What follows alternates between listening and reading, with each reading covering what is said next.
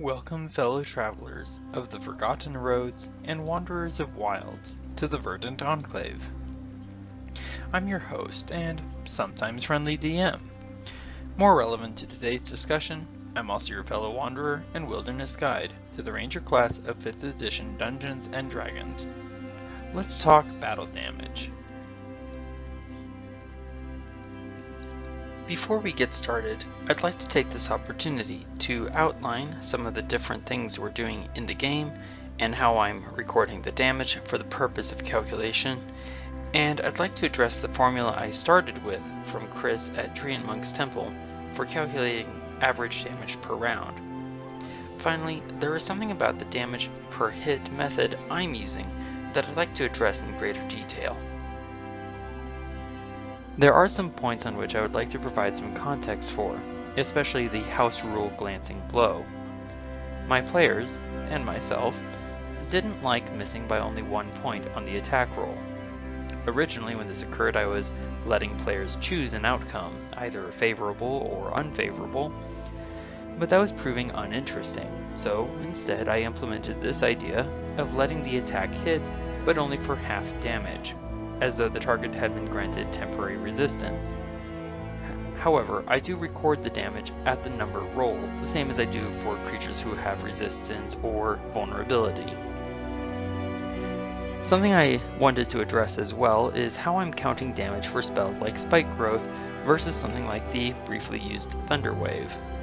Both spells can affect more than one person. But with Thunder Wave and Magic Missile, the damage is rolled once, rather than every time someone moves through the area of the spell. Therefore, I record the 1 damage roll per use of spells like Magic Missile, even if it hits more than one target, because the total damage dealt cannot exceed the number rolled, regardless of whether the damage is split or dealt all to one target. Meanwhile, I record each total rolled by Spike Growth and report the cumulative damage, because the number changes every time a creature moves through a space. Further, spell damage will be tracked for the purpose of determining each level's overall damage per level, but unless it is a damage rider, it will not be a factor in calculating average damage per hit, as the spell damage isn't necessarily dependent on whether or not a weapon attack hits. Finally, while most optimizers build their characters and determine the quality by estimating, through one means or another, average damage per round, from my perspective and the way I'm tracking the data, I am not evaluating the data on a per round basis, but on a per hit basis, as it's simply easier for me to keep track of that way. The formula Chris at Tree and Monk's Temple uses variables which, while including the possibilities of the game, unfortunately degrade the overall accuracy of the formula, as it adds in possibility without regard for the fact that the chance doesn't factor into averages. Advantage, disadvantage, and critical hits are outliers of battle data, not constants, whereas making attacks and hits are constants. Further, his method calculates for the round. While this isn't necessarily a problem, it isn't working well with the manner I've been tracking damage for the Land of the Hunter. Consequently, I've modified Chris's approach, first by removing those variable components of the formula, thereby reducing it to the more basic form of chance to hit and average of damage dice plus the appropriate modifiers.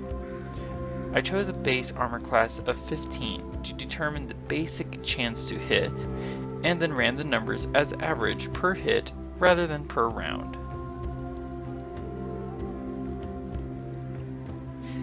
As I've been going through the battle data and comparing numbers, I've been learning a few things myself that are useful for clarification.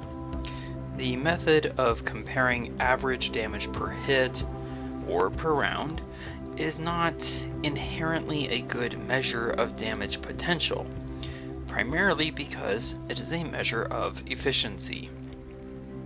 Let's say, for example, that 2 characters each do a total of 100 points of damage. But character A did it in 50 hits, while character B did it in 25 hits. The damage per hit for character A would be 2 points per hit, while character B would have 4 points per hit. Each of their damage output was the same, but character B has the higher points per hit because their efficiency was higher. Let's look at it from another perspective. Ryan does 1,000 points of damage with 50 hits, but Bruce does 500 points of damage with 20 hits. Ryan clearly had the higher damage output, but with 50 hits, Ryan's efficiency is 20 points per hit, while Bruce's efficiency is 25 points per hit. So the damage per hit method of measuring combat power is not quite accurate, because what's being measured is overall combat efficiency, not potential damage output. While Ryan had the lower efficiency, Ryan also had the higher damage output. Bruce was able to pack a lot of power into each hit, but ultimately dealt far less damage overall. There have been two primary questions I've been examining in this adventure, but I chose to add an extension to one of them, as it is a statement I've heard before in relation to Rangers. The original two questions are, does the Ranger need Hunter's Mark in order to do comparable damage? And are fighters better as archers than Rangers? The extended question is, do Rangers need their spells in order to keep up with martial class damage output? Now to clarify, comparable should be understood as equivalent. In other words, in order for the statement to be true, Rangers would be required to use Hunter's Mark in order to do the same damage as a fighter or a paladin or a rogue or any of the other martial classes. If they don't need Hunter's Mark to do this, then the statement is not true. With that in mind, let's get started with the rogue. At level 9, Thea has made 65 attacks and made 59 hits, for a hit to attack ratio of 90.77%. Sneak attack added 1,013 points of damage, or 67.4% of level overall damage. Thea used cunning action to hide successfully 41 times out of 42 attempts, to disengage 7 times, and to dash 15 times. She used fast hands successfully 3 times, second story 7 times, uncanny dodge 10 times, which reduced damage taken by her by 65 points. Evasion at this level was used 0 times. Supreme Sneak was used once, and Sharpshooter was used once, but the attack missed, adding no damage. Thea dealt out 490 points of normal damage. Sneak attack raised that up to 1,503 points of damage for the whole 9th level. Without sneak attack, Thea's battle efficiency, or damage per hit, for level 9 was 8.31, which is lower than the baseline by 2.19. With sneak attack, however, Thea's battle efficiency was 25.47 points per hit. Amazingly well done.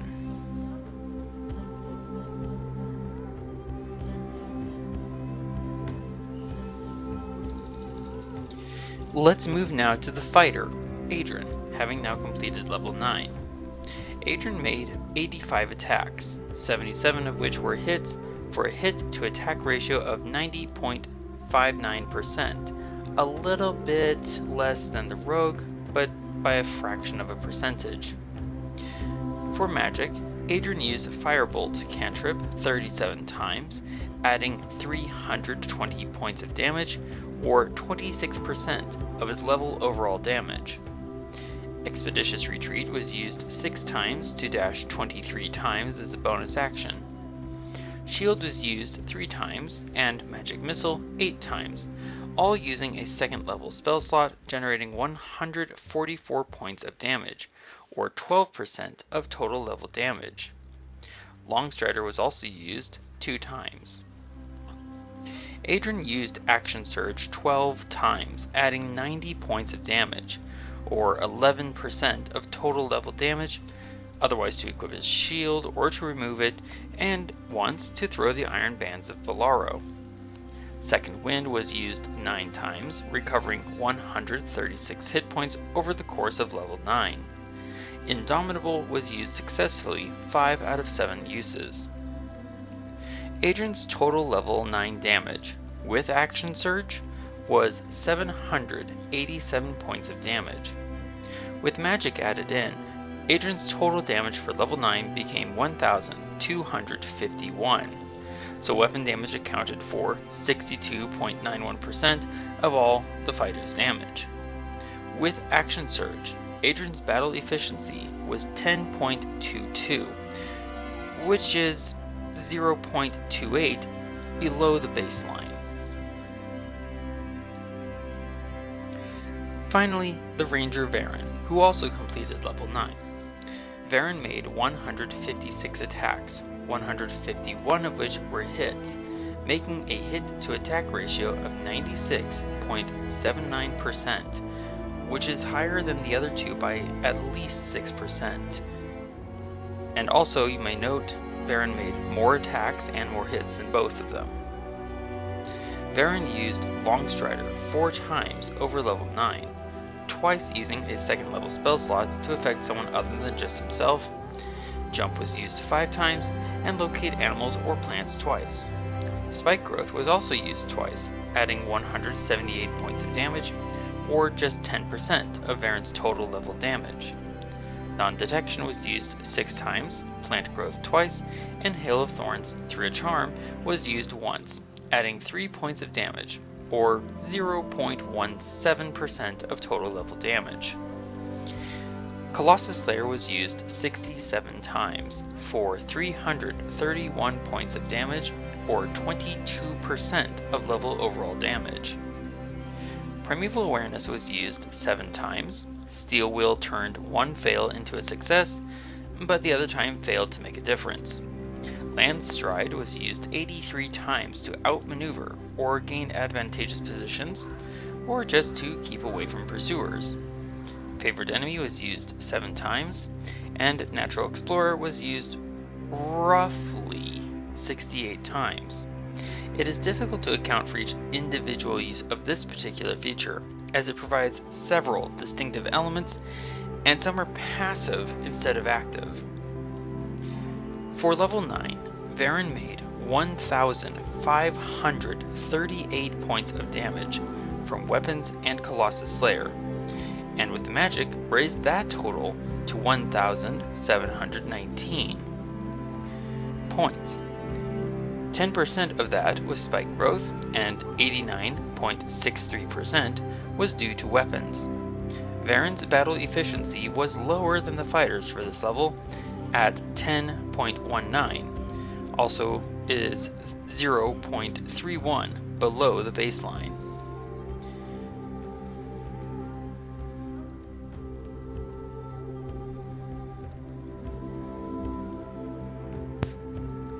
As the title indicates, this chart illustrates the progression of average damage per hit without individual class features. The blue line represents the new baseline, while the gray depicts the fighter's progression, the orange represents the ranger, and yellow represents the rogue.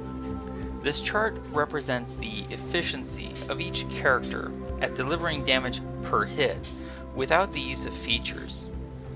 Now let's see how the inclusion of features like Colossus Slayer, Sneak Attack, and Action Surge affect these results. The yellow line for the rogue now shows the high efficiency of the rogue, the ability to deal lots of damage per hit.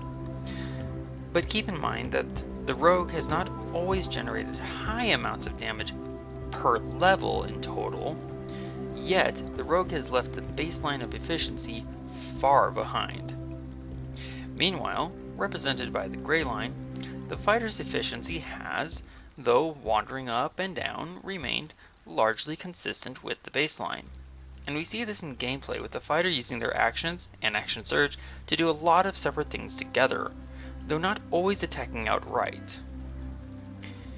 And then the ranger, following the orange line, has largely and consistently remained above the baseline, except for that dip at 9th level. In combat, the ranger has the most consistency with making attacks, which is to say keeping focus on attacking the enemy, while the rogue, and more particularly the fighter, tend to split their focus into more areas than just attacks. Now, with these drastic differences in combat efficiency in mind, let's look at the totals for each level, focusing first on weapons only. The orange columns represent the fighter, the gray represent the rogue, and blue is for the ranger. When forced to rely solely on weapons, utilizing no magic and no class features, and remembering that the rogue has the highest efficiency overall, we see that before level 3, the ranger has exceeded the other two classes in total level damage. This I hope illustrates the importance at looking at more than just the efficiency, the damage per round or the damage per hit, as a measure of combat capability. But as I said, this was without features or magic. So let's now see what differences those bring in.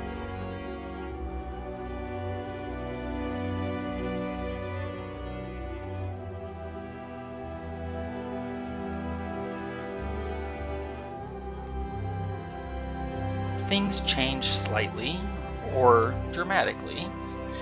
For example, now the rogue exceeds the ranger twice out of 9 levels, which can certainly be attributed directly to the rogue sneak attack damage. While impressive on a per hit basis of comparison, it seems to me that sneak attack does not deliver reliable overall damage. Part of that is sometimes it's simply not easy to obtain it from one attack to the next. For the other 7 levels, however, the ranger has absolutely, and at one level exceedingly, surpassed the other two classes. Despite the rogue's insanely high efficiency from level to level, it clearly does not translate to high combat capability, although I will point out that the fighter and the rogue both have broader versatility of actions in combat per turn, rather than the ranger, who tends to set their spells as traps and then simply attack and attack and attack. I hope you're finding this analysis as interesting as I am, and that you will continue to explore the ranger class with me, as well as joining Adrian, Thea, and Varen in the Land of the Hunter. Thank you so much for watching, and I hope you have a great day.